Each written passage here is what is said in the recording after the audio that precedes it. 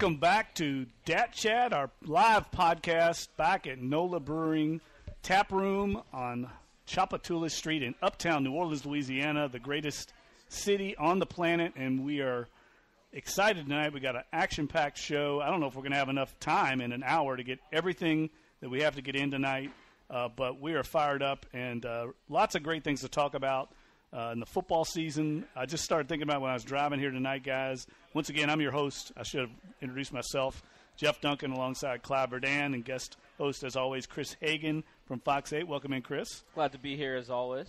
And we are in the bottom floor of NOLA Brewing, and I want to, before we get into our lineup tonight, just tell you a little bit about some of the things we got going. First of all, tonight's going to be a little bit of a college theme to the podcast. We were very excited to have Tulane Athletic Director Troy Dannen is going to stop by and give us kind of a rundown and update on the Tulane Green Wave. As you can see, we've got the Green Wave beer here from NOLA Brewing Company. I hear there's 2 Green Wave beers. Yes, and I need to have all of them. Of course you do. Yes, at some point tonight we will partake in that. But we're excited to have Troy here. It's the open date for Tulane, so Willie Fritz, who wanted to come by, but he's out recruiting. He's trying to get more players to help the Green Wave program. So he's committed to come at a later date to our podcast. We're excited about that. And then a little bit after that, we're going to have a good friend of mine, Pete Thamel from Yahoo Sports, national college football writer. He's in town for the big game this weekend in Baton Rouge between Georgia and LSU. And Pete will give us a rundown what he thinks of that game. He's been very busy. He's got a lot of stories right now. That story that came out today about the Pac-12, yeah. I can't wait to ask him about that. Yeah, we got to ask him about that. And we'll get Pete's thoughts also on the Tulane football program as well. And then we'll also dive into Saints talk. As, of course, the Saints had that huge win on Monday night. A pretty epic performance by Drew Brees. He breaks the NFL passing record of Peyton Manning and really did it in spectacular fashion with a 62-yard touchdown pass to Traquan Smith. We'll get Chris's thoughts, Clyde's thoughts on that moment, where it ranked in their memory banks, and also where the Saints are now as they have an open date this weekend before they get back in action in Baltimore next week. And I want to shout out to everyone here at NOLA Brewing. It's always a great time here, this crew, and they've got a big event here on Saturday that I hope everybody gets a chance to partake in. It's called Shoptoberfest, very aptly named, by the way. Saturday, 4 to 9. It's basically going to be a big block party, street festival, lots of food, live music. There are going to be a lot of participating chefs in the town, some big-name chefs, great musical acts. You can come here, get some great beer, cocktails, also food, and all the money goes to charity. That's 4 to 9 o'clock on Saturday here at NOLA Brewing. You'll see it if you drive by. You won't be able to miss it. There'll be a lot of people out here. And Donald Link, of course, Steve Straszewski, our members, they're kind of heading up this thing. They do it every year. Choptoberfest. Stop by, 4 to 9 on Saturday here at NOLA Brewing. All right, guys, before we get into the college theme action, I know Troy is going to be pulling up here any second now, and we're going to bring him on because he's got to get out here pretty quickly. I think he's got a commitment to get out on the town, but before he does that, I wanted to get y'all's thoughts on Monday night really quick. What did y'all think about the performance by Drew Brees? I'll start with you, Chris. Drew Brees, epic performance, big win by the Saints. What were your emotions? What were your thoughts on that game? I think Drew said it himself right after the game that it couldn't have happened in a better way when you talk about the efficiency he performed at that night, the amount of yards he threw for, and the 62-yarder that it happened on. I mean, that just seemed to open wide open. And, Sean Fazan and I went back and looked at that play probably 10 times the next day on replay, just trying to see what happened in it. And what did happen? He was wide open. He was wide open, and what it looked like was Josh Norman, who was on that side of the field, was supposed to drop back and have one of the thirds of the field deep. It looked like he thought he was smarter than the coverage. Brees just had to look at Kamara, and Norman kind of stepped up. That third of the field was wide open. There was Traquan Smith and another receiver wide open along that right side. And as Sean Payton said after the game, once Brees saw the coverage peel off, it was there. It was wide open. That's not even where they envisioned that play going. But lo and behold, that's how it happened. So it was a tremendous night and a tremendous record for a guy that I think deserves it. And, you don't have to look far to see how well-received he is and the record is by the NFL community when you've got guys like Peyton Manning and Brett Favre already and readily congratulating you on breaking their records.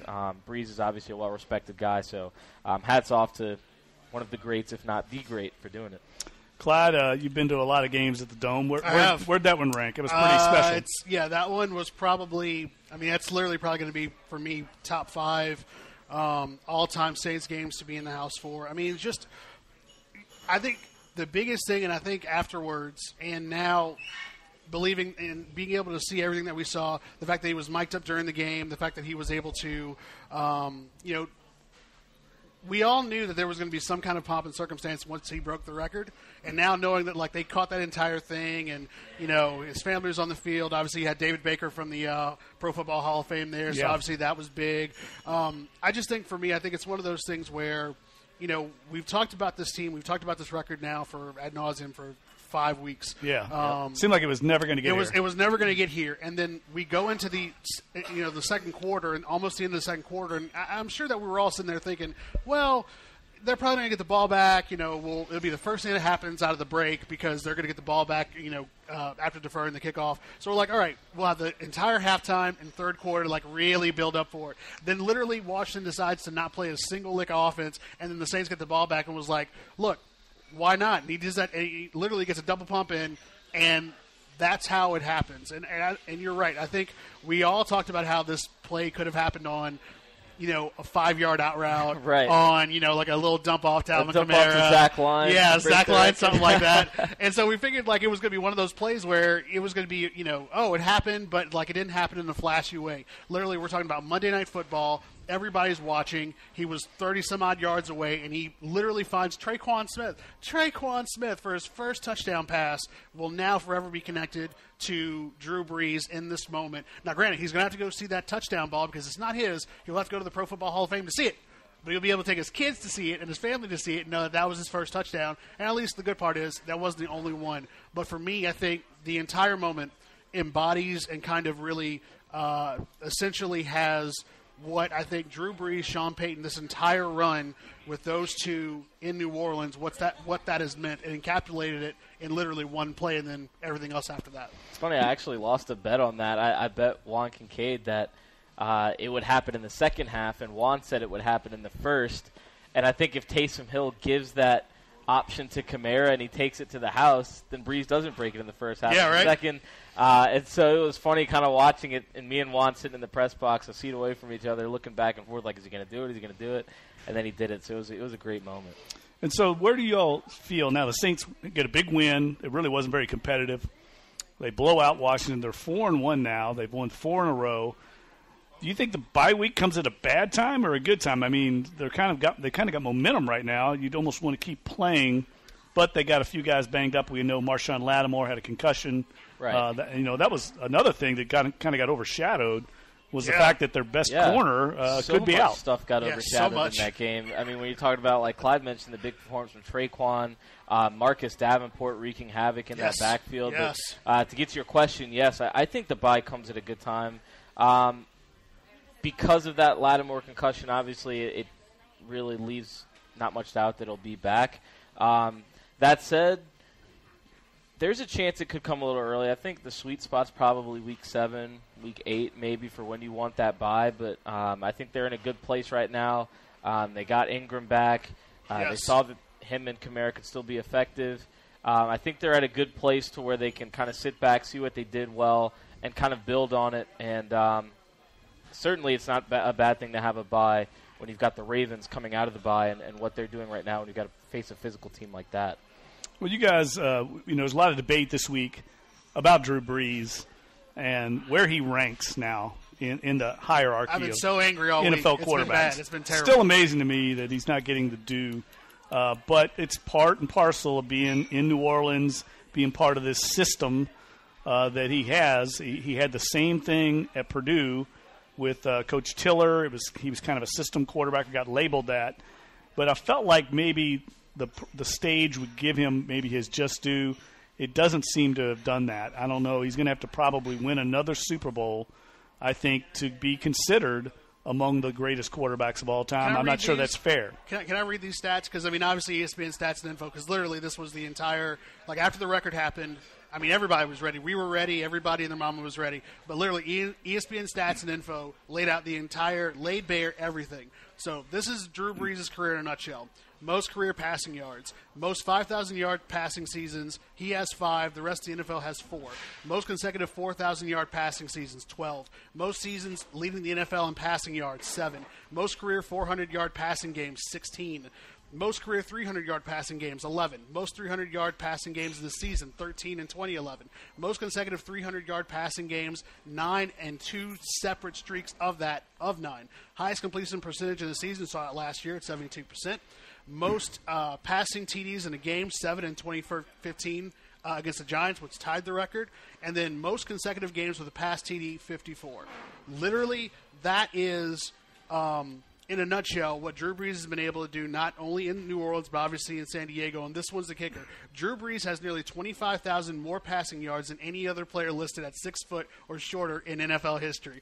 Among the next 4 players on the list, none played in the last 40 seasons, and all of them are in the Pro Football Hall of Fame. That's remarkable. It'd be easier to list the passing records he that he doesn't have. Yeah. Because he's going to have them all before he hangs it up. And I think that's something that's noteworthy, is he's still going strong. I mean, he's going to add 10,000 yards to this record. He's still as efficient as ever, and an offense that's playing as well as ever. I just think it's just so fitting of Brees' career, right, to be constantly underrated and kind of thought down upon, whether it's the height, the arm strength, whatever it may be. But then, he breaks these records, but it's still debated. I think part of it is a result of the era we play in and the era of players that he's playing with.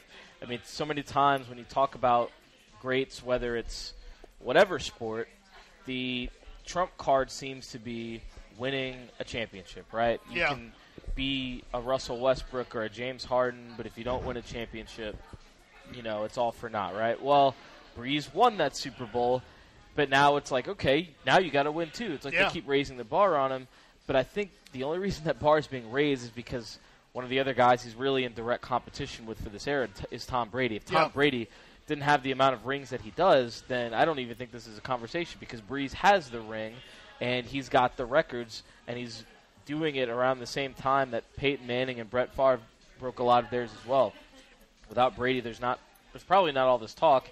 That said, seeing Brees speech in the locker room, he knows, and this team's got bigger goals, and they want to win that Super Bowl. If he does it, they'll probably still find a way to hate on him. But I think everybody knows. Because he doesn't look like – because he's as I've seen, and I don't want to give Colin Cowherd any credit, but, I mean, he did make a good point. He's not 6'2" like Peyton Manning. He's – Aaron Rodgers has better mobility and is a stronger arm. But in my eyes, and that it's kind of like, makes it so even better. what? Yeah, that makes it even better. So what are we talking about here in terms of, like, are we really talking about, at the end of the day, are we talking about his credentials stacked up against what everybody wants to use the criteria, or is this basically a beauty contest where, he may not be, he may not be over 6 foot, and he may not, have all the intangibles of being able to roll out of the pocket and throw a laser like Patrick Mahomes or Aaron Rodgers, and I think that's the thing that, like, really, I still am a little unsure about, and especially now knowing full well that, like, at least the start of this year, the Packers, who got absolutely rolled over the weekend, Aaron Rodgers is not having the best year. He only has one championship too. Granted, he's an electrifying player and he has a lot of great attributes. But at the end of the day, how are we still having this conversation in terms of where Aaron Rodgers somehow stacks up, even though with almost the same numbers, Aaron Rodgers is up here and Tom Brady is up here, and then Drew Brees is like this. I think it's part preference. I had a friend of mine tweet almost as soon as it happened, the GOAT, the greatest of all time, can in some ways just be interpreted by perspective or preference or whoever you want it to be. And I think when you look at Drew Brees and some of the stuff he was doing and still is doing with those Traquan Smith bombs, I mean, that offense was so much fun to watch in 2009, and the plays that opened up en route to a Super Bowl, and they were just a big shot offense all the time down the field. Then Aaron Rodgers really hits his prime, and he's making, like you mentioned, these throws rolling away from his body, the stuff that Mahomes is doing now, the stuff Rodgers would be doing if he wasn't playing on half of a leg. So it depends on, I guess, the type of quarterback you want to see, but regardless of whether the system's built around the quarterback or the quarterback makes the system, you still got to go out and execute. And the things that Drew Brees does, I think you've also got to take into account that it is a bit of a byproduct of stability and health. And at 39 years old, Brees looks as healthy as ever. He looks healthier than guys who were 6 and 7 years younger than him. That has to go into account that at this age, Peyton Manning wasn't nearly as healthy, couldn't do the things physically that Brees can do. No. The dude just bounced off of 2 Atlanta secondary players and a linebacker to score a touchdown. So, I mean, I think that has to go into part of it. He's playing an amazing brand of football right now, and it's a serious accomplishment. And I just don't – whether you want to throw shade on it in 5 years when someone else might be creeping up on the record, okay. Don't throw shade now. It's not worth it. It just feels like it's unnecessary to, like, throw all this shade now knowing full well that, like, the goalposts continue to shift, and they're always going to shift that way. But you usually shift those goalposts after somebody's done playing. Never has there been a guy who's still in the league where, like, it seems like we've tilted this way, tilted that way. Before Maurice Jones-Drew was throwing shade. Dude, and the fact that he was in the Superdome, I think 2 or 3 weeks prior, to see Drew Brees in person, and then literally now 2 weeks later, knowing full well that this was going to happen, he goes on Total Access and starts throwing all this shade. It's kind of like, all right, man, I guess that's one way to go about it. Sure, man, you can talk it in my face right now, but then literally you're going to come back and then absolutely nothing but haymakers. I didn't understand where it came from, and I'm sure a lot of people along those same lines too were like, why now? Well, who cares what Maurice Jones-Drew says? I mean, really, who is that guy? Yeah. I know he played in the NFL, but I think us talking about Jacksonville, though, but I mean, us talking about the guy just gives him more credibility. I think everybody knows. And I thought what Zach Streif said.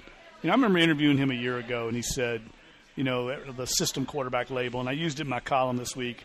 He said our system is Drew Brees. That's what it is. And I think if you watch him play right now, and you watch replays of these games, he's playing at such an elite level that the Saints are going to have a shot with anybody if he keeps playing at this level. Yeah, I mean, they are right now very dangerous. I think they're as good as any team in the league because he's playing at such an elite level. The thing that I keep going back to is that second half. That second half in Minnesota last year when the Saints made that comeback. Brees was playing at such a high level. And that was when I looked at. I was like, man, this guy hasn't dipped at all. He's still able to shred.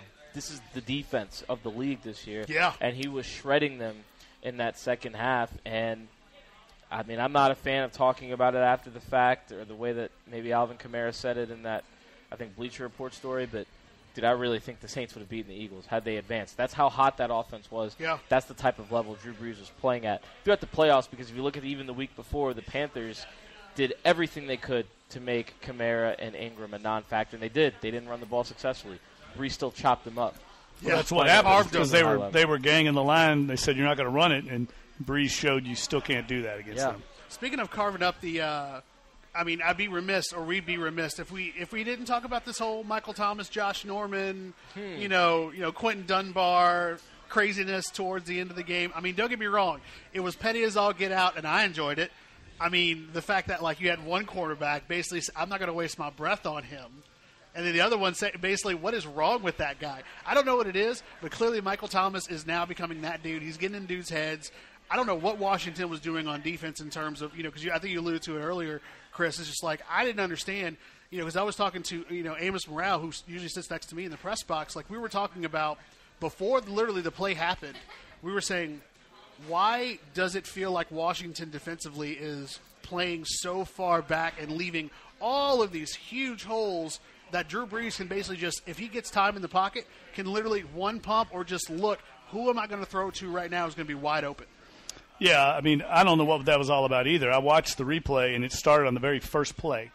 Michael Thomas came out, gave a really physical block to Josh Norman, and he just started going crazy, and they were trash talking. It during the week. Apparently they had some Twitter beef going into the game, and it came into it, but clearly Michael Thomas won that battle the way that secondary was playing. If he was in their heads and they weren't thinking about the coverages or getting lost or whatever it was, advantage him. Whether you got the big numbers or not. They also had, I think, 2 holding calls on third down where the Redskins were going to get off the field, kept drives alive. And then the egregious one was that late hit on Brees. You cannot give Drew Brees an extra set of downs. He's going to score every time.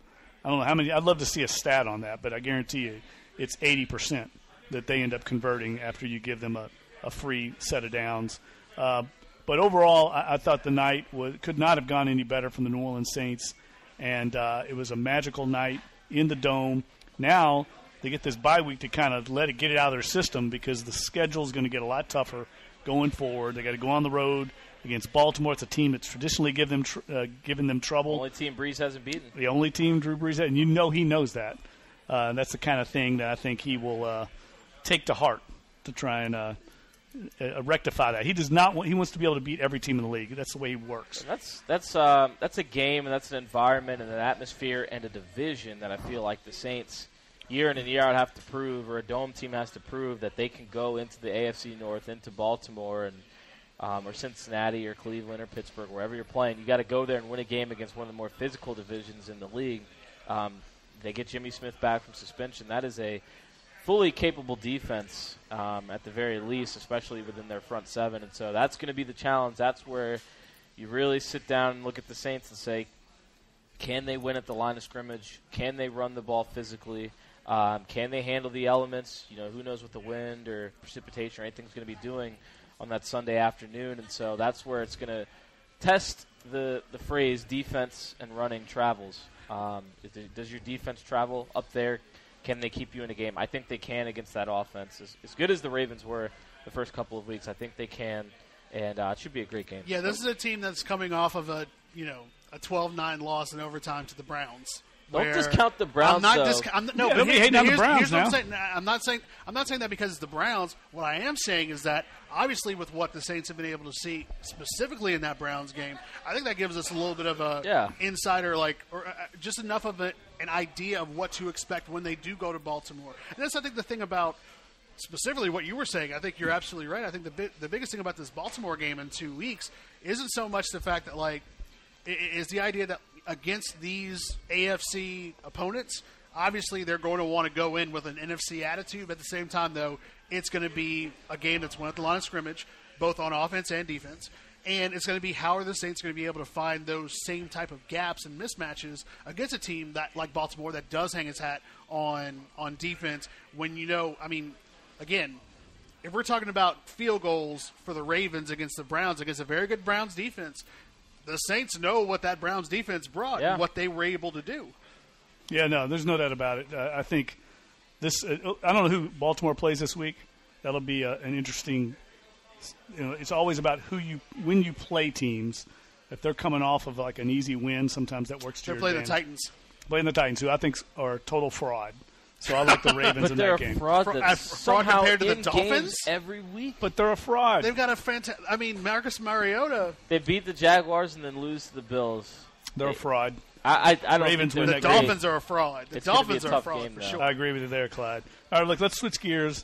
Get into the college football lineup. I want to call up Troy Dannen. I think Troy is here. I saw him pop himself in here at NOLA he's at Brewery. the bar where everybody else would be. And while Troy makes his way up here to our incredible picnic table, is what we have here. Around the Troy, outside. don't knock over the camera, man. This is what we're using live, man. We just have a live mic for you here, Troy. Tulane has a bye week this week, and I'm surprised to see Troy here. I thought he'd be out on the beach somewhere enjoying it. But I was supposed to be on a beach somewhere, but every hotel room in Gulf Shores right now is sold out with everybody having evacuated from Panama City and over. So our best laid plans for a little vacation with the wife and I fell apart. So what's the backup plan? The backup plan's to see you. Well, there you go. We're honored. Is the backup plans to see you. I was hoping for a headset, not just a live mic, but that's all right. A live mic is the best we could do. And Amy's okayed this. Amy's not sure she's aware of it right now. So shout out to Amy now. I promise I will be home soon, and we can have pizza, and she's got some people coming over, so I'm hopefully going to make everybody happy tonight. Starting with you, because you're the most important guy to make happy. That is so true. I'm very honored that you cut me into your plans. I know that you were very busy, so we appreciate that. I didn't feel like I had a choice. I know. We put a lot of pressure on you, but look, we've got Tulane Green Wave beer out here for you. We're festive. I'm actually having a Tulane Green Wave beer right now. You better have a Tulane Green Wave. I've got to stay on brand. That goes on brand. Hashtag on brand. Well, look, you're 2-4 right now. Your football team. You got a break now.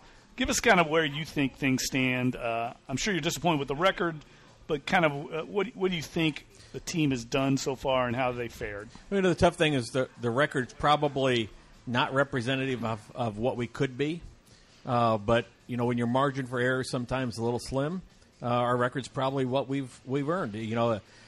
We had a chance to beat Wake Forest, and it was our own errors that took away that opportunity with some, critical late penalties in that game. Played well against a really good Nichols team.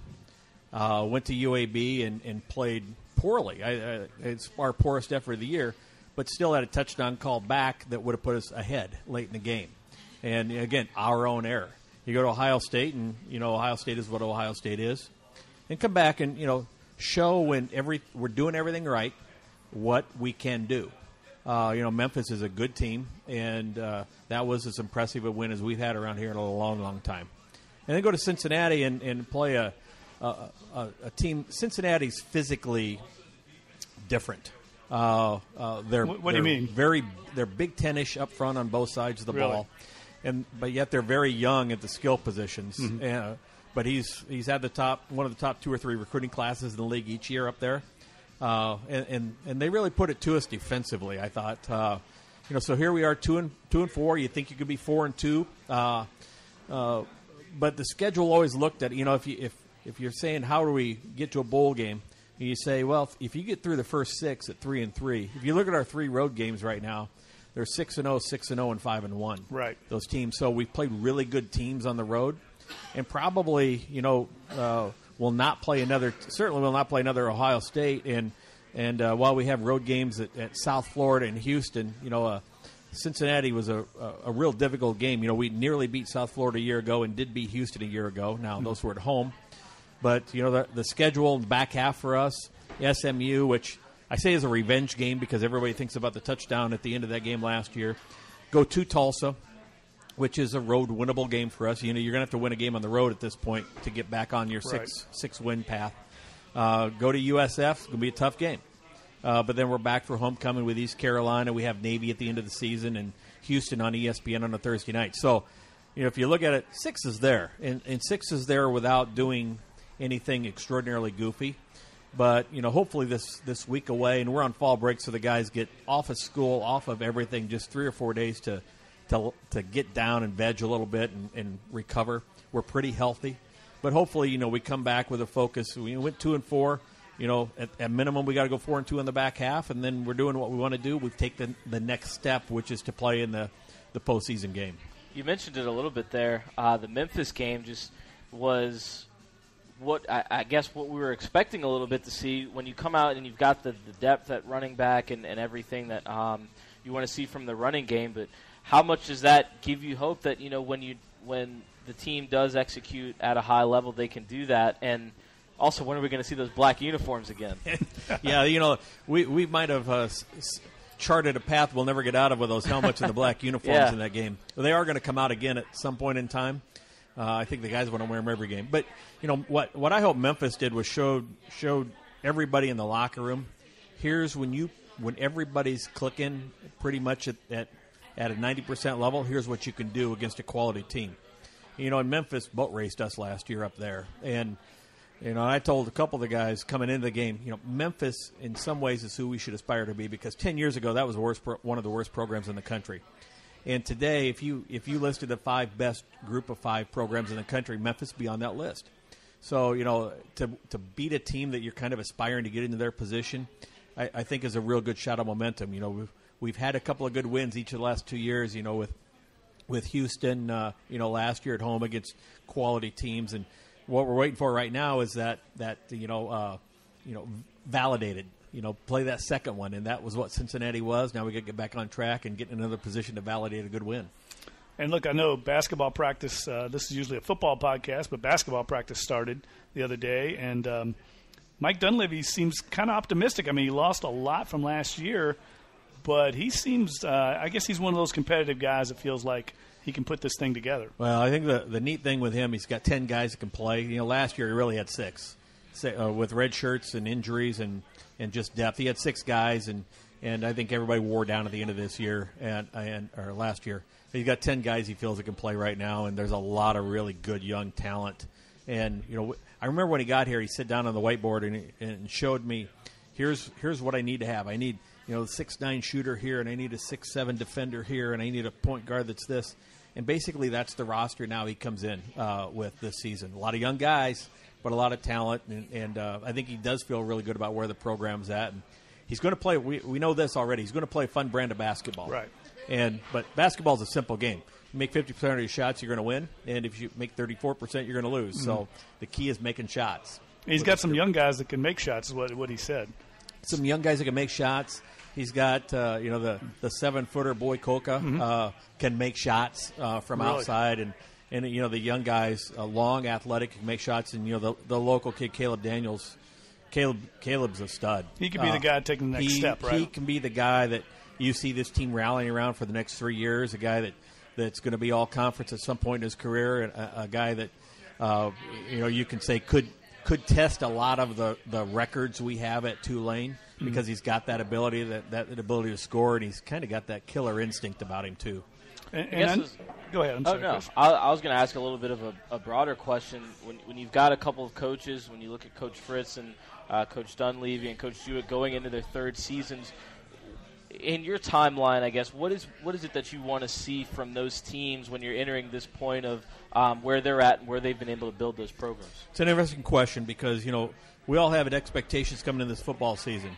The honest answer in football is he didn't inherit a roster with the talent to win in the American Conference. And anytime you have a coaching change, you consider you lose a year in recruiting. So that first class he had, which today's juniors, he's got some players in there, but that wasn't a full year of recruiting. And last year's freshman class, the highest rated class Tulane's ever had. So I would say, given what he inherited, you say, well, it might take a fourth year. The fact that we had expectations in 3 said a lot. And that's why some people are disappointed that you're 2-4. But I don't think we're off track. Basketball, again, much the same.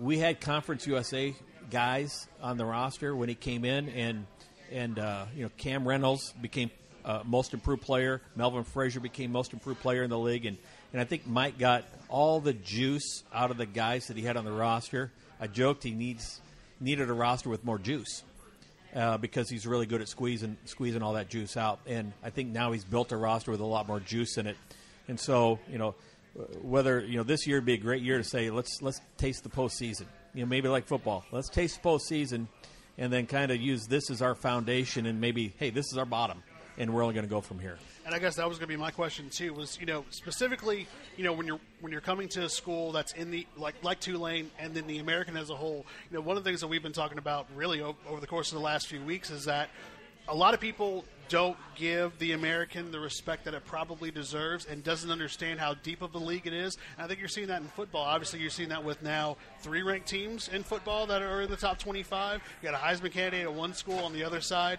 And then you look at baseball, men's basketball, adding Wichita State, obviously, now as a member. There are so many different things now that if you look total across the American, obviously, it's a league that is also trying to grow. Was that something that you were expecting kind of coming in, and what have you learned about the American? We got 3 ranked teams this year, but it wasn't but 2 years ago we had 3 ranked teams, 3 different ranked teams in Memphis, Navy, and Houston. So the fact that it's not just 1 or 2 teams that are standing out, but there's a lot of talent, and we've been replacing a lot of coaches too, and we've been able to sustain it. So, there's a bigger gap between Conference USA and the American than there is between the American and maybe the Pac-12. So catching up, because we'd fallen behind a little bit in Conference USA. So now we're catching up in it where we were even further behind. And we're making good strides. A lot of the excuses for why Tulane isn't what people might want it to be or why it's not Memphis, they're frankly not valid. It's not about admissibility. It's not about commitment of resources. And I don't know what it used to be, but I'd say Tulane is committed institutionally in all the ways you need to be committed to have success. The only thing we don't have behind us is history. And so we're trying to create our own and build our own, and there are going to be ups and downs as we do it. The nice thing is we've got 2 coaches who've, Willie's been around 26 years, and, Mike's lost more basketball games than most people have ever seen in their lives. True. So guys that understand, guys that aren't going to be emotional, and guys that know all the little foundational pieces you have to put in place, and they've been given latitude and time. They both came in with 6-year contracts. We renewed Willie a year ago, so they got latitude and time to get things done and get them done right. And one more thing before we let you go, because you got to get out of here, but what's the update on the football training facility? I know that's been a pet project of yours, trying to raise funds to build that. That would obviously facilitate things on the football side of facilities. It's a arms race right now in college football. Where does that stand? It is, and it's still on the table. We've moved around a couple of, the toughest part at Tulane is being landlocked, and, it's not like we got a big grassy lot out back and we can go build on it. It's true. And so trying to find, one, locations to build in the size that we need. And I think we've kind of come up with a couple of options. But then second, on the fundraising piece, we've actually had, some degree of success from a fundraising standpoint. I would tell you, I think a lot of the future may get tied to what the TV deal does. That if you look at where the arms race started among the power schools, it started based upon bonding against future television revenues. And our TV deal right now is $1.9 million a year. You can't really bond against that. Right. And I'm not saying Tulane's interested in bonding against future television revenues, but if your television revenues grow appreciably in the future, then it gives you a chance from a resource standpoint to invest those, because this is, making it 100% of a donor-financed facility. It can be done, but it's going to take a lot more time than any of us are willing to give it. So Sure. If we can do some things institutionally, I think it'll kick the pace up. All right, well, Troy, thanks for coming out. I know that this is a bye week. Traditionally, you'd probably be on vacation right now, but I appreciate you taking the time. My big challenge is I've been out of town 20 of the last 24 days and doing various things Really? all over the country. And so it's not so much, whether we were going to go on a vacation or not, but for whatever reason, my wife wants to see my face at night. So I've heard that before. The fact that you're here, and the fact that the great Pete Thamel's here, And the house. and the house, and the fact that I get to have a Greenway, there were a lot of reasons for me to be here. So I Fair. appreciate the invite. Yeah, well, we appreciate you coming out. We'll see you at a future game over at Tulane's campus, man. You might see me at thank you very much. I did bring some Tulane beads. I only brought There 2 we sets. go. Oh, that's okay. So I you will give can these fight- to Hagan for sure. You yes. can fight over those. Gracias. I'm still trying to get my Angry Wave hat. I mean, I don't know what I'm I got to trying to do. get- Yeah, he's not like Larry where he has the Angry Wave Actually, he wears it everywhere around town. I'm supposed to be objective here, but I did wear my. I can. You did Tulane have shirt. you got your green NOLA Brewery shirt on, so I can make sure you get the hat. I can make sure you get the hat because given my state of my head, I have to wear a hat every time I step outside in this town. So I'm wearing a hat right now. Good point. Good enough. Well, thanks again, Troy, for bet. coming Thanks. out, and have a great couple days, down days for you and the family. You certainly deserve it as many days as you've been on the road. And we'll call up who you mentioned. A little preview. Pete Thamel from Yahoo Sports, good friend of mine, and I'll say he's coming on up now. Might as well get this thing rolling. Right? Yeah, we're going to run back to back here. Giddy up, man. Pete is a national college football and basketball reporter for Yahoo Sports, and man, he's been busy today working on a story, kind of a crazy story about the Pac-12, and I want to ask him about it when he sits down here about this story because it seems like a bizarre story. It seems like a Pac-12 story and a Pac-12 story.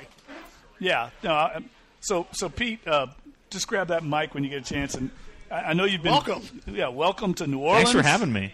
Welcome to New Orleans. Welcome to NOLA Brewing. I know you Dat Chat. partaking. It's cool to sit next to a famous writer. It's amazing. I sit next to this guy every day. It's just He is Man. a famous writer. That's He's true. on the front page of the Times Pick. It's like in their true. contract. It's like It's a so union true. deal. Shots Especially in the fired. fall. Shots fired from Clyde Verdun. So tell us about this crazy story. I mean, this seems bizarre to me. I don't even quite know how to wrap my head around how this worked out, but this Pac-10 football game, there was a targeting call that was overruled by, quote, third party. Sure. Explain that to our listeners. So what I told my editors when I sort of stumbled on this story is like it's like not the easiest elevator pitch because it's complicated. Right. That's fair. So there was an extremely controversial targeting in the Washington State USC game 2 weeks ago. It went viral.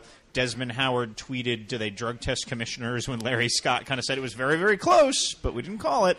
And this controversy is not tied to that targeting in that game, but it's tied to a different targeting. So in the last play of the third quarter, Friday night, Washington State, USC, JT Daniels, the very talented freshman quarterback from USC, is kind of scrambling in the pocket, realizes he has nowhere to go, and smartly takes a knee.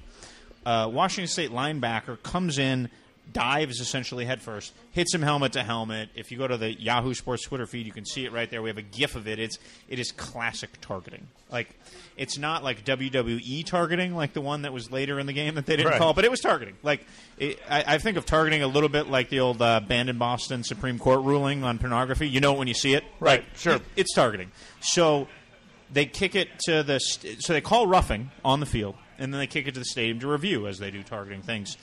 The in-stadium replay center rules targeting. They have a command center back in San Francisco, like 4 of the 5 power conferences do. The SEC has one in Birmingham, ACC in Greensboro, et cetera, et cetera. And the people in that command center also think it's targeting.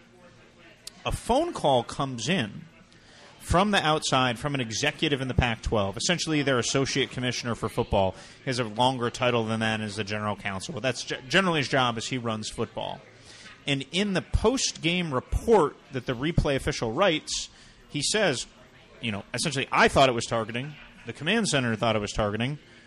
Unfortunately, a third party did not, so we just called it roughing and waved off the targeting. And you could tell by the way the language is written. The wording. He was irked. Yeah, he definitely was irked. You're a professional. You showed up to call things that day, and you got overruled by someone. And I think we all work in businesses where when you get overruled by someone that you don't want to get overruled by, you get a little tweaked. Mm-hmm. So the language of that showed, essentially what this comes down to. This story comes down to is every conference's nightmare and every fan's conspiracy theory. Oh, well, they only called that. Somebody must have called that in. Like the NBA playoffs are fixed so they can get a Game 7. Like, it's the specter of that looms over sports that actually came to life. Like, someone not even officially, so an untrained person, it wasn't an official who did it, it's an executive called in, I don't think that's targeting, and changed the trained people's rule. And so that essentially sort of set off this firestorm where we published a story around midnight Eastern last night. 12 hours later, they'd already changed the rules in the whole Pac-12. Yeah, they the person who called in and another Pac-12 executive, I guess you'd call him, who's actually in charge of officiating, are not allowed any longer to have any say in in-game action.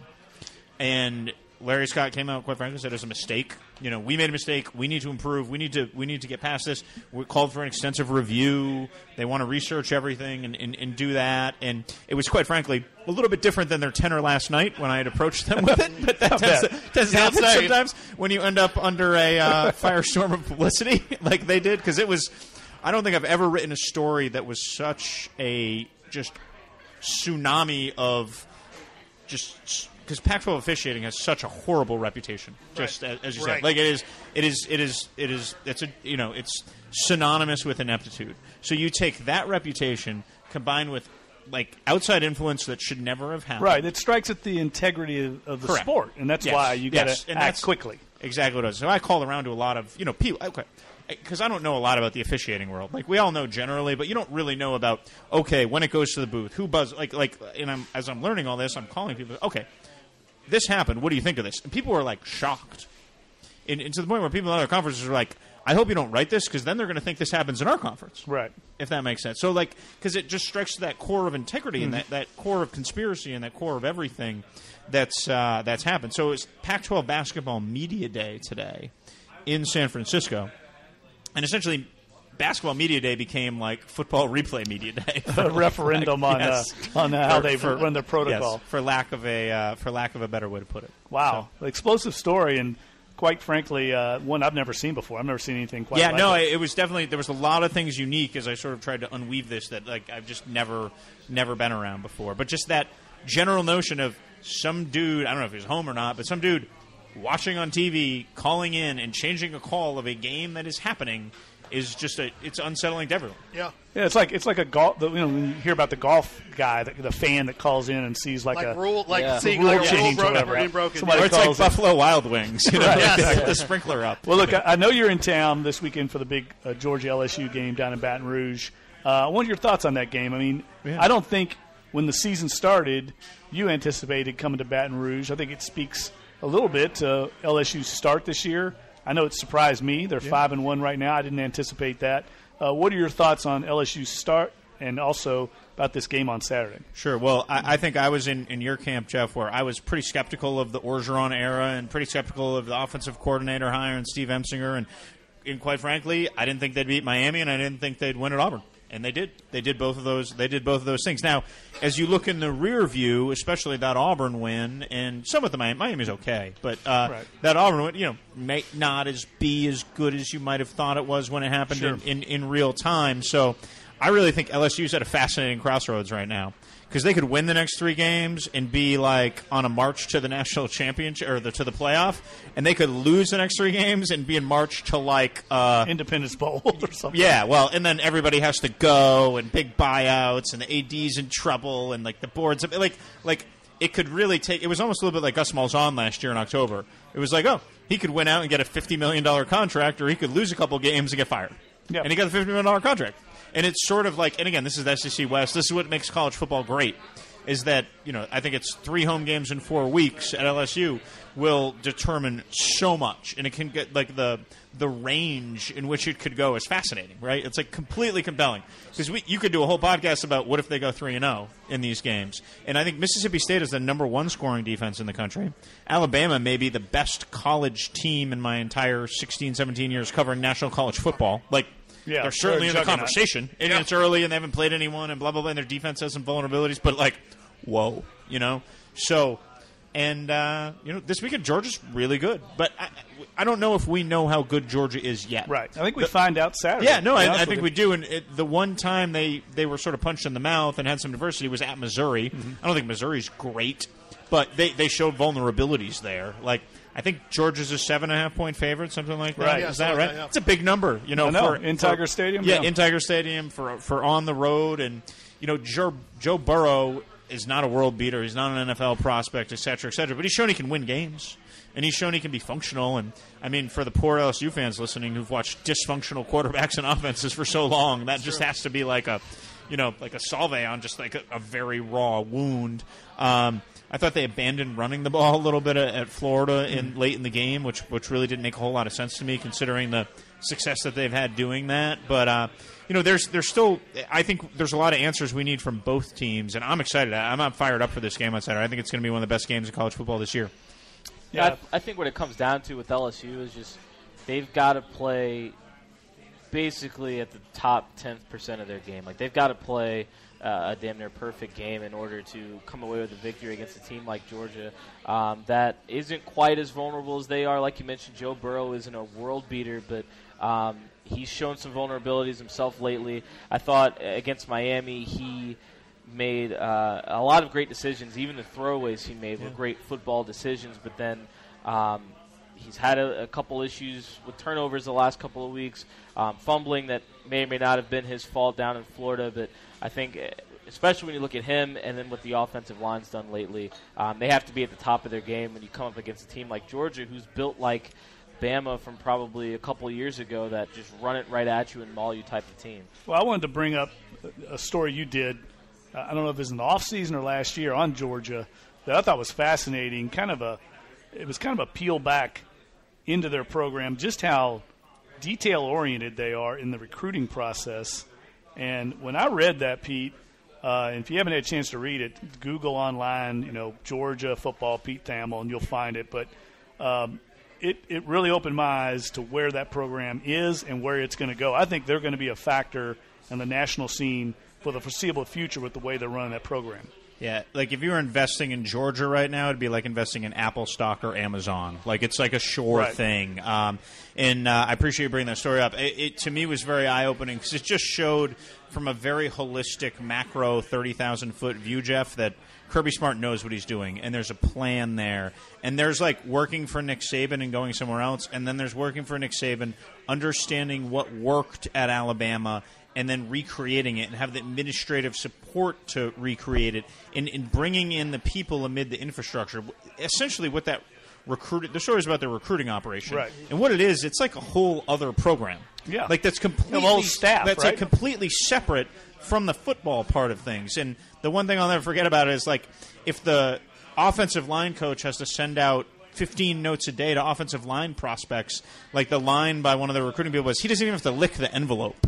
Right. Like it's set for him, like it's lined up for him. It was like Jeff Duncan, left guard, Chappahoolish High School, played Dat Catholic this weekend, had 18 pancakes, had strawberry shortcake for dessert after the game. His aunt's name is Edna, and then the coaches write the note, say hi to Aunt Edna for me, and they stuff the envelope and lick it. Like, it was just so detail-oriented, and, the percentages by which their staff grew. But not only, you can hire people, but if they know what they're doing, it's not effective. Right. It was like a complete org chart of what every person is doing. It was just like Death Star stormtroopers of recruiting. It was like dun, dun, dun. And it was like slowly, methodically. And as it was explained to me, I was like, wow. Yeah, me too. Yeah, and quite frankly, Georgia per capita is as good. I don't want to offend anyone in Louisiana here, but it's as good of any place in all of college football, especially with Georgia Tech. God bless them, they're still winning games. Not really being a national recruiting factor. Right. They're playing a different sport practically, right? Mm-hmm. So if you're Georgia and you're in the SEC and you're hot and you have so much to sell and you have the infrastructure in place to reach these kids. I remember one of the kids' dads telling me, he was sending my son notes about 7-on-7 games. I didn't even know he played them. He's like, and he's my son. He lives upstairs. That speaks to the attention to detail. Yes. And Georgia didn't have that before, right? Because that was the biggest thing that Kirby, when he came in, he literally told the entire Georgia administration, right, that, this is what I need to succeed. And that kind of leads into my question specifically in saying, everybody's obviously worried about, Nick Saban and how long is Nick Saban going to coach and all the rest of that stuff. Honestly, it doesn't matter because as soon as Nick Saban hangs it up, it's going to the Kirby show. And then literally the entire rest of the SEC. How does the SEC now try to figure out how do we try to, now overcome what Alabama has been for the last decade and what they're going to do probably this year and going into next year. But now, whenever he retires, it's literally going to move over to the East in Athens, and everybody in the SEC is going to be trying to do what Georgia's doing. Yeah, and I wouldn't discount Florida in that conversation. That too, yes. Dan Mullen. Dan Mullen knows what he's doing. You're always going to have good, disciplined, well-developed quarterbacks when you're at Florida. And per capita talent-wise, Florida's a sexy place to go to school. And I'm impressed with what Dan Mullen's done in a short period of time there. I'm impressed how Felipe Franks has developed. And I think once he establishes his culture, and the one thing about those Mississippi State teams, and you guys saw them a bunch of years ago, they were tough. Yes. And that's a hard thing to quantify. You can't hire a associate athletic director for toughness. You just can't roll out of bed and do it. And I feel like at Mississippi State, they found a way to establish that and establish that as an identity. And I feel like once Florida gets very talented and they have quarterback development and they have toughness and they have skill and speed, that's going to be fun now. Because, look, I agree with you. Kirby's, it's a rocket ship going into space. Yeah. But I don't think Florida, once Mullen gets going, is going to be that far behind it. Yeah, that was a question I've always wanted to ask, and to have you here, I'll ask it. But were you surprised that Dan Mullen didn't get that Florida job sooner? It seemed like he had topped out at Mississippi State after Dak Prescott. What else was going to happen? And how did Florida not look at this guy and say, look, he was behind Tebow, he was there, he's seen what it can be, why not bring him back here? Yeah, it was a pretty simple answer. Jeremy Foley did not like Dan Mullen. And so he made two horrible hires that did not work, essentially, because he didn't believe in Dan Mullen, he didn't like Dan Mullen, and didn't want to work with him. And that was a huge mistake. I mean, you want to talk about how programs fall off the cliff for 7-8 years or whatever it was? That's exactly what happened. That's the long and the short of it. When Florida hired Jim McElwain from Colorado State, it was a disaster. I don't know if you remember. They flew out there, and there was news cameras and news crews ordering pizza outside McElwain's house while Foley and everyone were visiting him. And it was just the worst search ever. They had to pay something like $7 million, which, again, 5 years ago was a lot at the time. Now it's you pick your teeth with $7 million in a buyout. And they had to play a home game there. Colorado State just played there. They basically sold their house for this guy, and he just wasn't that good. I mean, he's the receivers coach at Michigan right now. Right. He just wasn't that good. And Dan Mullen was sitting there getting Mississippi State to number one in the country, right at the same time. And Foley was because of his personal animosity, he just thought, oh, I'm gonna outsmart everybody. I'm gonna go hire the guy at Colorado State, who, by the way, was straight mediocre there. Not great at all. Like did nothing outstanding. This wasn't Urban Meyer at Utah when he had this great system, and Alex Smith was normally picking the draft, and they were winning at Texas A&M and blowing out North Carolina on the no, they were just a pretty good Mountain West team and nothing else. And no, it's a great question because that is what set Florida back. And I think after a couple Miller Lights, Jeremy Foley would admit that ego got in the way of what should have happened. I mean, ego got in the way of common sense. Like, I was surprised LSU, when they flailed at Tom Herman and fell on their face, didn't go hire Dan Mullen. He would have gone there. Yeah. And you know what? They probably would have seen that as, we're a superior program. Yeah. We're not going to hire that's somebody stupid. From Mississippi State. I mean, it's stupid. And that's crazy to think of because, I mean, by many accounts, a lot of people would see or would think that Jeremy Foley was the gold standard for athletic directors in the SEC because of the way that all their programs seem to be either in top 15, top 20, competing for national championships, and that this one vendetta would hamper the biggest cash cow on your campus. Yeah, he was 1 for 4 hiring football coaches, and the 3 whiffs were big time, threw the bat in the stands, because Ron Zook was worse than the other 2. That's true. Yeah, I actually broke that story, by the way. A little shout out. How about that? Tell me the story. He was a defense coordinator for the Saints at the time. How about that? And what was so funny about it was all my colleagues down at the University of Florida, they did not consider him a legitimate candidate. Yeah. So they didn't seriously try and report on Ron Zook, and I was right here saying this is serious. And the exact same thing happened a few years later when the Packers hired Mike McCarthy. Yeah. Nobody in Green Bay thought it was a serious candidate. They overlooked him. That turned out okay. Yeah, that one's been that was a little bit better hire than Zook at Florida. Ooh, remember when he went to the fraternity house? Yes. Imagine him doing that now. And look, I love all the Snapchats. I'll tell you this. I love Ron Nothing Zook. Dealing with anymore. him was great, but being a head coach at a program like that, is totally different than being. He's right where he needs to be in the NFL, coaching special teams. He's a terrific wasn't that much coordinator. better at Illinois after that? Yeah, but he brought Illinois to the Rose Bowl. I laughed because when Vontae Davis had his halftime walk-off, that was his big recruit, Vernon Davis's brother out of, I believe it was Dunbar, D.C., but it was a while ago. Ron Zook could recruit. He recruited the guts of that 06 Florida title team. Yeah, no, he knows talent. He's a personable guy, can talk your ear off. Likes to water ski. Yes, has a great family. But breaking news. Not sure he needs to be the head coach of the University of Florida.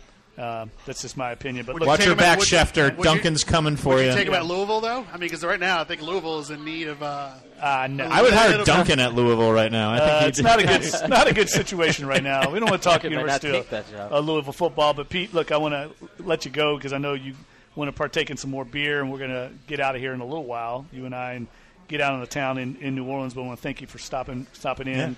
And we will get some more thoughts from you later, probably on the podcast. Thanks for having me, guys. Great conversation. So really enjoyed it. Coming out, we're gonna make our fearless forecast here before we sign off. Yeah, that are going to go wrong as always. And I'm going to dominate as I always do with my picks. That's new. That's new. As Clyde gets jealous about the possibility of me dominating him on these picks. All right, guys, real quick, let's dive into it. This week, the big game. Pete and I are just talking about Georgia, LSU. Georgia, as Pete said, 7.5-point favorite. That seems a lot to me. That is a lot. That seems a lot. I had a great stat. One of the many things in my column that I'm sure Clyde was just blown away by when he read it was that LSU is 13-4 against ranked teams at Tiger Stadium since 2010. And 3 of those losses, we all know, came against Alabama. So against everybody except Alabama, they've only lost 1 game. That was the Florida game, last year I think it was. Yeah. So I love LSU in this game. I think they can win the game outright. Just because what Pete said, I don't know if we know how good Georgia is. Georgia's been playing in the SEC East. It's a whole different world than the SEC West. A little bit, yeah, in some ways. And they're coming in here playing a very motivated LSU team coming off a loss. They're going to get the A game from LSU. And I think that defense, I think it's going to be one of those low-scoring games in the teens, and I think LSU can pull it out. So I'm obviously taking LSU. Yeah, I'll take LSU with the points. I think they come out and when they're healthier, obviously getting Jacob Phillips back will play a big role. I think they'll be healthier along the offensive line, obviously. I see it being – I don't think Georgia covers by 7. I really don't. But it's so you think it's going to be kind of a close game? I would certainly go with it being a close game. But you're not going to go on a limb and pick the upset. I'm not going to pick the upset. I just think when it comes down to it, I think if it came to being a close game and ball control or running out the clock or being able to control the fourth quarter, I think Georgia and a very strong running game might be able to outlast the Tigers. Wow. Okay. Well, I sensed that earlier when you were talking about Georgia. You got a lot of respect for Georgia. I do. I could tell the way you talking about them earlier. So, and I agree with that. I mean, they're the number 2 team in the country and really have been unthreatened all year. I think when it comes down to a game that, look, and when you talk about winning games in the SEC and the SEC West, East or West sometimes, it comes down to winning in the trenches, and I think Georgia has a pretty distinct advantage there. Yeah. I'm still waiting to see a little bit more from LSU's defense. They haven't been able to really put too much pressure on a passer yet without Caleb Von Chase on, and so I think that's going to play another factor as well. Obviously, they've got a talented secondary, but it's going to take, like I said to Pete, I think it's going to take like a LSU at the very top of their game with very slim margin of error to win this game. Yeah, it could be another one of those games like, what was it a few years ago when LSU beat Auburn and they returned like a punt? And oh, yeah. It could be one of those. Last year when they were down, you mean when they were down by 20? Yeah, they need things like that to happen for them, I think. Yeah. A defensive touchdown. And Auburn absolutely capitulated in the second half offensively. These things happen in Tiger Stadium in these big games. I'm going to make this quick. When the idea that the talk right now in the SEC is about whether or not Alabama can play Dixieland Delight and LSU can't play neck, and that's the biggest story right now, has me concerned because I feel like the biggest factor that could be in LSU's favor is a full-on, sold-out Tiger Stadium crowd that is into it. Like, they need to be into it from the first whistle, from kickoff until it's 0-0 in the fourth quarter. Because if it's not, I can tell you right now, the Georgia faithful that will be in that southeast corner or whatever, they're going to be into it from the start of the game to the end of the game. That little corner gets loud sometimes. It gets loud sometimes, right? Weird, man. It's so strange because weird, just that really area. Like, Georgia's going to have a lot of fans at there. LSU and, like, seeing some LSU home losses in it, that little corner gets loud. Yeah, it gets really loud, and it's the strangest thing because you're literally talking about a group, an entire group that is literally into the game because they're the ones on the road. They're watching 10-1. And so if LSU fans are worried about not being able to play neck or not being able to hear neck and not I love how they call it neck, by the way. Yeah, I love that. Talking out it's the side of your talking neck. out the side of your neck by Cameo. By Cameo. My generation. Shout out to Cameo, by the way. This neck. Or call it by or should I say word up? Neck. Oh, is it word or is it word up? Neck. It drives me berserk. What was your pick? You haven't even made a pick. My pick is I'm taking LSU with the points. I don't think LSU is going to win this game. I think the bigger conversation is going to be in 2.5, 3 weeks from now, whether or not we're talking about an LSU team that has lost 3 straight going into an Alabama game that could potentially be 4. I don't think they lose to Mississippi State. I don't, but you say well, that. If they lose 3 straight, they're going to lose 4 straight. I'm telling you, I think Pete made a great point.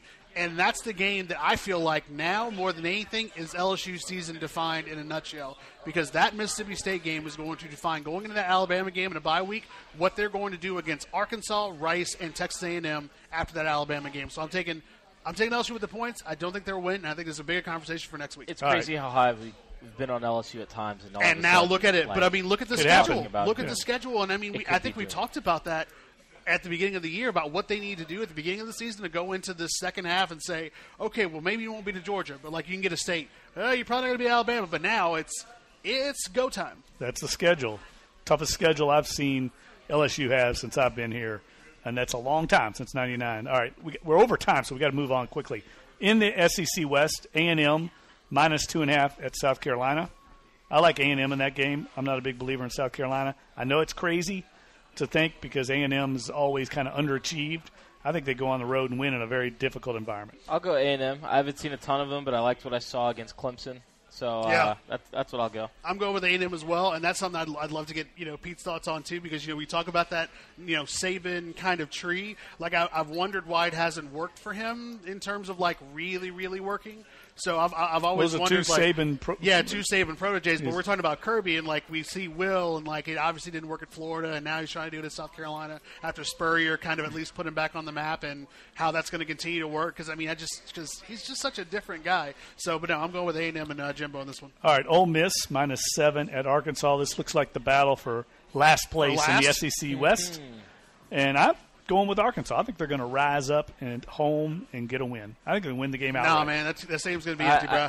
Yeah, I'm going with Arkansas. I know Arkansas was able to put some points on Alabama's defense last week. Still going with Ole Miss in this one. Zero faith in Arkansas. Ole Miss, 100%. Wow. Okay, so I'm against the grain on that. All right, now moving on to the NFL, kicking off here in about an hour or so. The Eagles, very disappointing Philadelphia Eagles. Disappointing defending NFC East, man. Super Bowl champs are 2-3.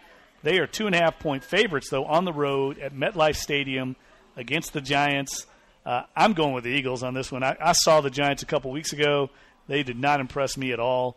I think they've got a little bit of disarray there. Odell Beckham Jr. has had a kumbaya with everybody, and everybody's supposed to be on the same page. Was Little Wayne a part of it, too? I'm not buying into it. I'm going with the Eagles. I think they're a better coached, and they have a better quarterback. Yeah, I'm going with the Eagles as well. I think it'll be something like we saw when the Giants played the Cowboys a couple of weeks ago on Sunday Night Football. If Eli doesn't have any time and can't stand up right in the pocket, how are they going to get anything done? And that Eagles front seven, for all of the issues that may be in the Eagles secondary, their front seven is still one of the best in the NFL. So I think they're going to dominate up there. Saquon Barkley doesn't have much room to run. Eli doesn't have much time to throw. Eagles. Yeah, I'm going to go with the Eagles, too. I think this game is going to be ugly regardless, and I think the bigger concern is on the NFC East as a whole and what mess. Team is going to come out of that. Dumpster fire. And it may – and, I mean, with the way that the rest of the leagues – the rest of the conferences are stacking up in the NFC, whoever wins that league is probably going to be the only team that's going to get out of it. The Eagles are going to come out of that division. So Eagles they're going to get out of it things and straightened out. Host like the Panthers or something. Don't be surprised if they don't make a trade for LaShawn McCoy. Shore up that backfield, bring him back to Philly. That'd be fun. And that would be interesting. Okay, in the NFC South, two teams that have kind of gone south very quickly. The Bucks are 3.5-point underdogs at the Falcons. I don't think the Falcons are going to win another game all year. I've said that before. Whoa. I think they are awful. That's strong, bud. And I'm going with the Bucks in that game straight up. I think they win the game straight up. Man, that's not a game I've thought about, but now that That's a tough one. It's so tough. I'm going to. Falcons are 3.5-point favorites, but it's in Atlanta, which is not a very hostile place, I can tell you. I'm going to take the Bucks, man. I think Atlanta. It's going to be. I'm going to take the Falcons. I'm going to take the Falcons. Waffler over here. Makes sense. No, I understand what he's doing. I think it's flip-flopper. I think it's going to be a shootout. I meant to say the Falcons. I think they finally win themselves a shootout. Yeah, I don't know if it's going to be a shootout, but I'm going with the Falcons. I don't think the Falcons are going to be down the mat for too long. Still think these are two of the worst teams in the South right now. So look, the Falcons' defense is awful, but the Bucks' offense is very mistake-prone. Yeah, it is. So and now, I think especially that with kind of Jameis, evens the field a little bit. Yeah. Falcons can't run the ball either, but they can almost compensate. They have such a great passing attack, great receivers. They have to win games by outscoring people with that crazy receiver core they have, which is one of the best in the Here's league. the best thing. Before we go to the last game, just watch Red Zone Channel if you got it. Don't watch any one single game. Just watch Red Zone Channel. All right, last game, huge game in New England. I'm sure Pete Thamel will be watching this one. The New England Patriots at home against the Kansas City Chiefs, who are 3.5-point underdogs in the game. I know most of America is picking the Patriots in this game. Here's what I think. I don't know who's going to win this one because I think the Patriots are going to have their A game. I'm telling you right now, I'm not a gambler, but bet the over in that game. That's going to be high scoring. Yeah. Unless we get some of this. That's actually real news, yeah. The storm Michael drifts up there. I don't know what the weather forecast is, unless it's crazy rain. If it's a clear night in Boston, neither team is going to stop the other team. But I'm going to go with the Chiefs in this one because I'm still not a believer in the Patriots. I'm going to go with the Patriots. I like what I've seen from Sony Michel for all of the issues that backfield has had. All of a sudden, he becomes an early down back. Obviously, James White can do what he does. Teams are still going to sell out to stop Gronk, but, man, if Josh Gordon gets healthier and you got Julian Edelman back, I think Brady's got a decent enough arsenal of weapons right now. That might be the best this offense has looked this year, especially against a really bad Chiefs defense. Yeah, and that's the annoying part, too, is that, like, you feel like it's one of those things where, we were talking about the demise of the Patriots was probably greatly exaggerated. It's always exaggerated. But now it's kind of and like the rise of the Chiefs is always over-exaggerated. That's true. They start the year hot. I'd love to say that this is going to be the potential future AFC title game matchup, but it's not. But like you feel like the Patriots are going to be that team that figures it out with Josh Gordon, Sony Michel, and like their offense again is the offense that can break numerous records and just be a juggernaut that's going to be unbearable to stop until the Super Bowl. So yeah, I'm going with the Patriots on this one too. I think that's probably the best game of the weekend. All right, you're both wrong on that. I'm just telling you right now.